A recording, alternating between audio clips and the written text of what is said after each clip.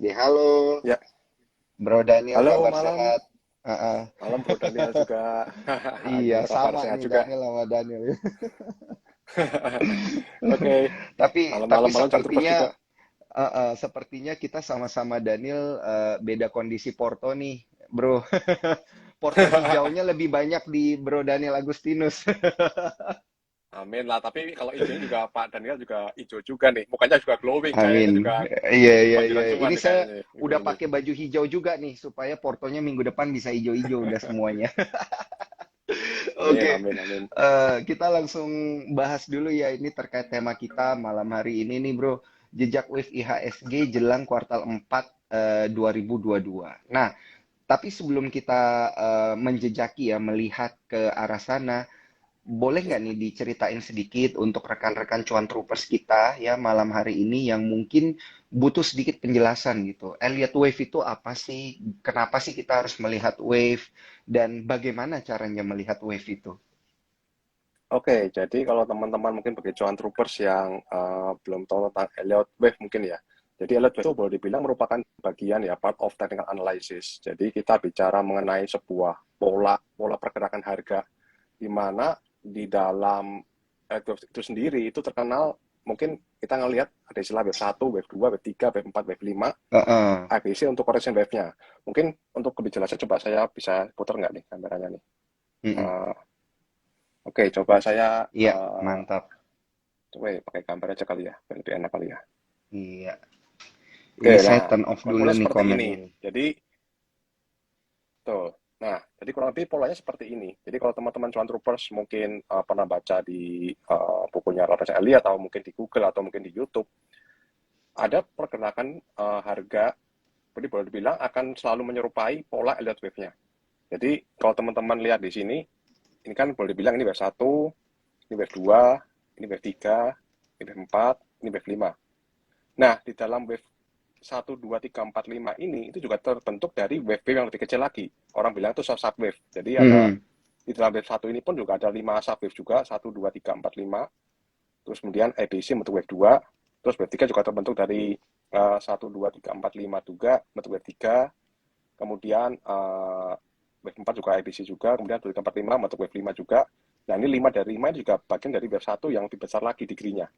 Jadi pola ini akan selalu berulang, baik di time frame kecil maupun time frame besar. Nah, tugas kita sebagai seorang elitisian adalah menganalisis Mhm.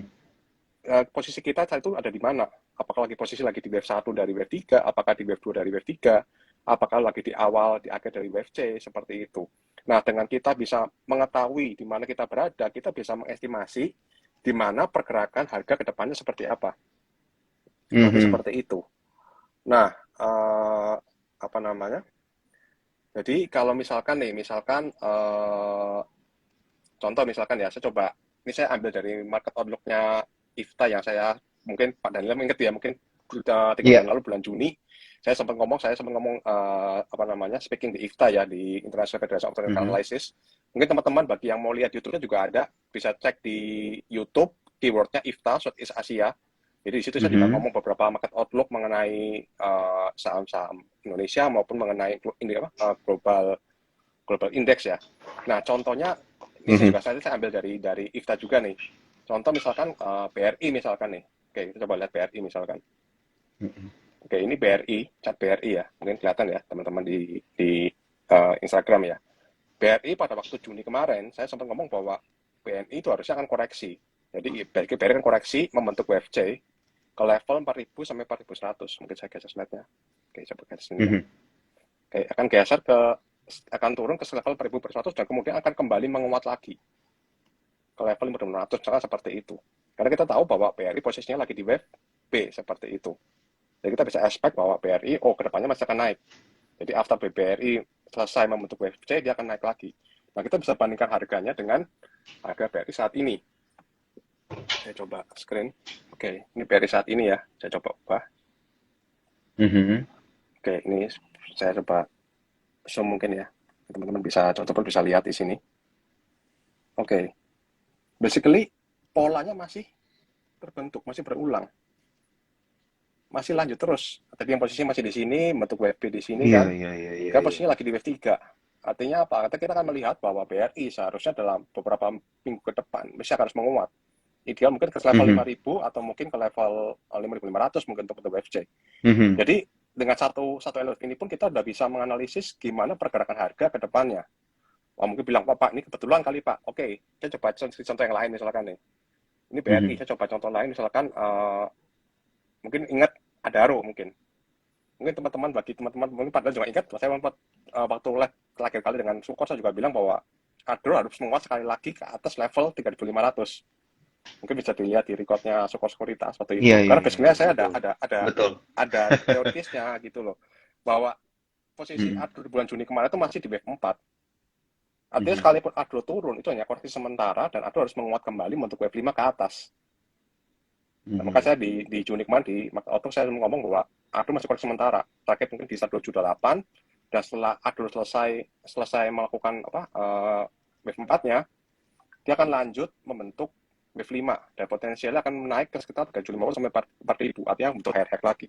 Dan kita bisa bandingkan dengan chart Mhm. Adro saat ini,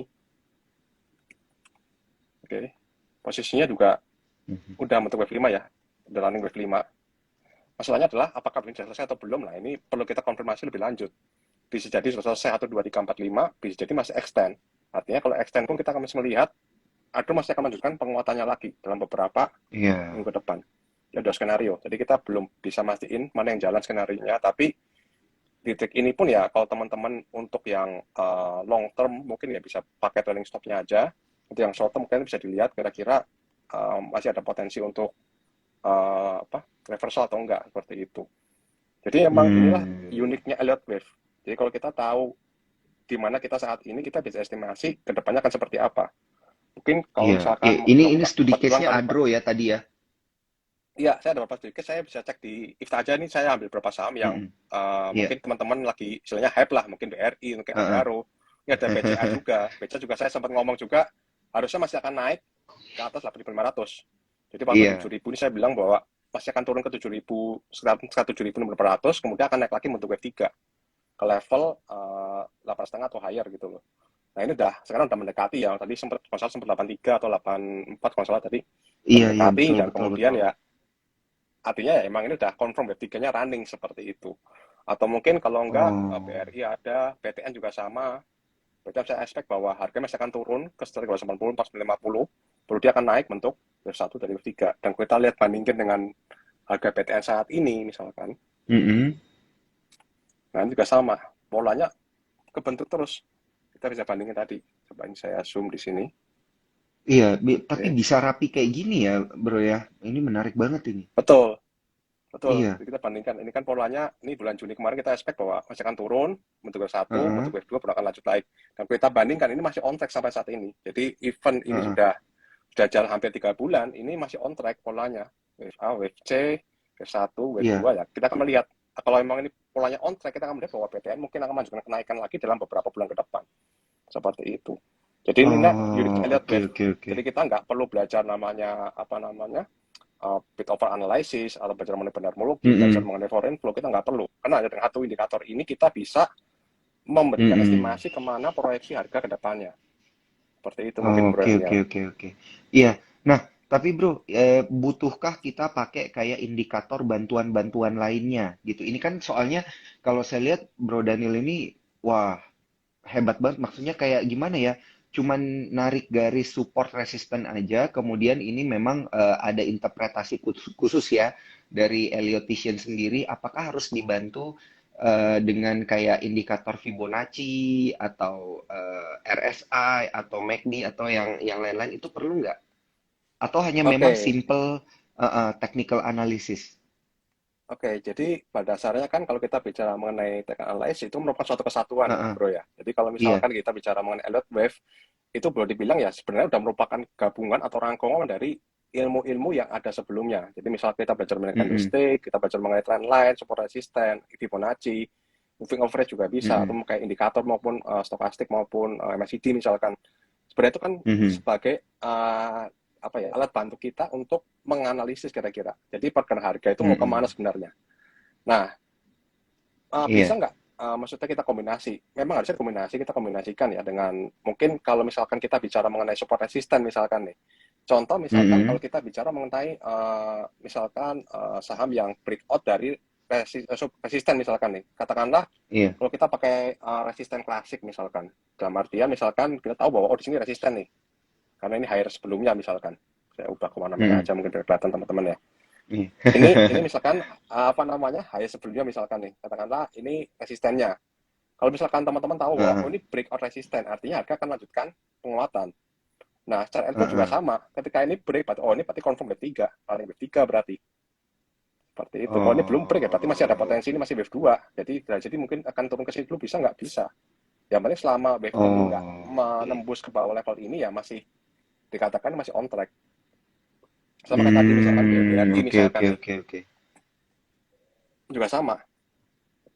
Saya expect misalkan ini masih wave Oke. 1 dari wave 3 misalkan nih. Artinya selama harga walaupun nanti koreksi, dia nggak turun ke bawah level wave 2 ini ya, ini masih on track sebenarnya. Jadi stop loss kita taruh di Hmm. sini.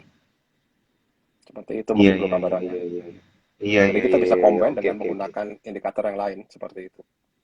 Iya, iya, iya, iya, iya. Wah, ini udah lumayan banyak gambaran lah ini untuk pengenalan Elliott Wave-nya seperti apa. Nah, tadi kan juga langsung dikasih studi kasus ya, ada Adaro, BCA, BRI, dan ini dan BTN ada empat udah, dan ini memang pergerakan wave-nya itu rapi banget. Nah, tapi kalau kita lihat ke IHSG-nya sendiri dulu nih gimana ini, Bro Daniel nih untuk Oke, kita lihat.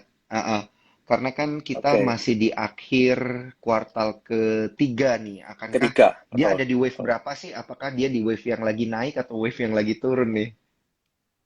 Oke, basically waktu mungkin Juni kemarin saya sempat bikin cut outlook ya.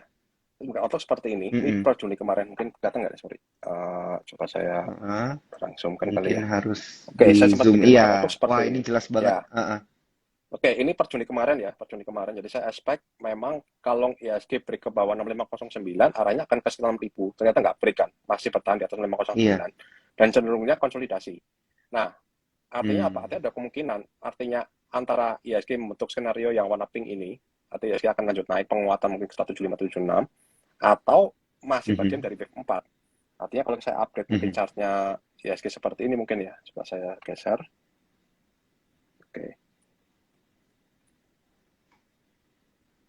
Nah, posisi masih di wave Oh. 4 artinya. Nah, artinya kemungkinan seperti ini. Ini masih di wave 4 dari wave 3 ya. Artinya apa? Artinya in the mid term, in the long term maksudnya sampai mungkin 6 bulan ke depan. Ya, itu masih akan bullish. Masih akan naik lagi, membentuk higher high lagi.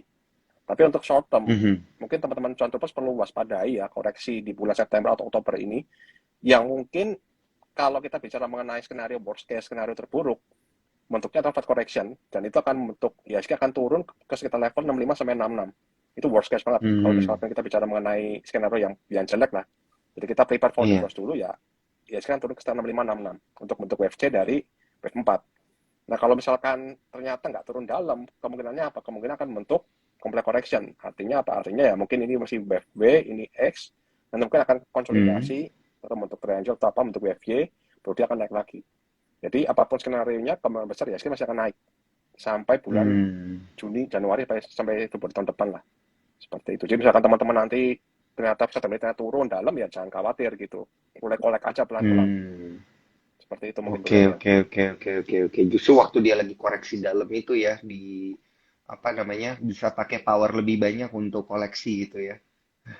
Ya, betul, betul. Jadi ya perlu kita pakai money management juga lah. Kita beli di level-level supportnya aja nanti. Iya, iya, iya. Seperti Berarti itu. secara secara Elliott Wave level 7.250-an ini kita bisa bilang wave ketiga ya berarti ya.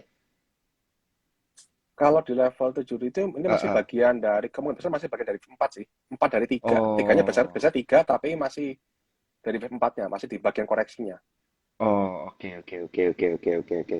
Siap. Ini berarti kita udah dapat gambaran ya. Tadi juga udah dikasih warning. Kalaupun ada worst case-nya di 65, 66 gitu ya. Oke, Bro ya Daniel, jadi ini mungkin di menarik sekitar banget. ini posisinya sih. Di posisi masih di sini pohon besar. Nah, Masih di sini.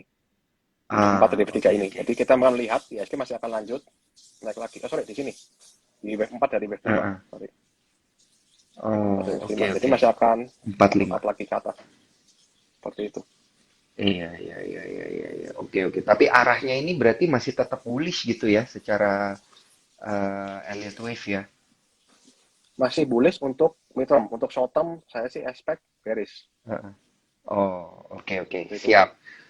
Oke, siap. Ini berarti strateginya kalau kita lihat IHSG udah kayak gini, apakah boleh kita jual-jual sebagian dulu gitu ya? Misalnya kan udah cuan banyak nih.